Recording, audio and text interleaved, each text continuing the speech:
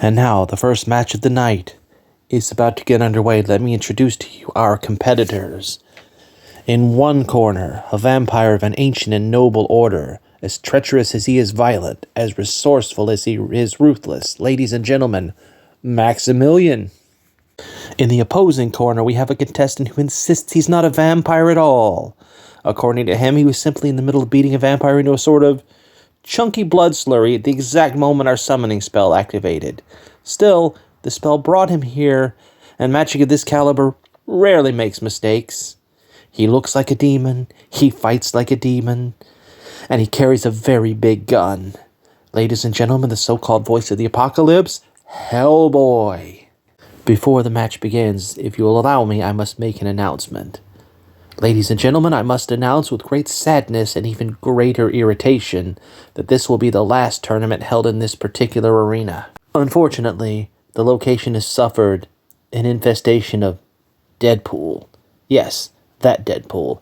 He physically traveled here to this place where champions are summoned from across the multiverse, claiming he was a late addition to the bracket. I have told you this before. You must stop telling people where this tournament is being held. If he finds us once, he will find us again, and then more of him will follow. This particular specimen was wearing a plastic vampire cape, and a set of fake plastic fangs glued to the outside of his mask. If you could have seen it before I banished him, you would have all been deeply offended. I don't know how it was possible, but he somehow managed to impersonate a soulless, blood-sucking monster and make it offensively racist. So yes, this Coliseum is lost to us now. Once you get one Deadpool, more are always on the way. Ladies and gentlemen, I'm sure this will be a clash to remember.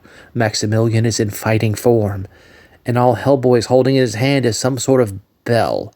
Maybe off a sleigh of some sort? He's begun ringing his little bell as if that could possibly... Oh God, what is that noise? Why does it feel like nails in my brain?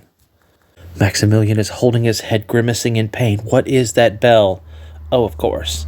A relic sleigh bell, straight from Santa's sleigh. The sound alone is devastating enough to a vampire. And now Hellboy closes the distance dispassionately and yet somehow angrily, draws his gun in his dominant hand, and fires what I can only assume is some sort of bullet forged from the bones of a saint right into Maximilian's head.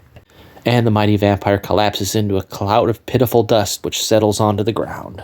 Well, that was disappointing. Can we get the officials to look at Hellboy's vampire qualifications?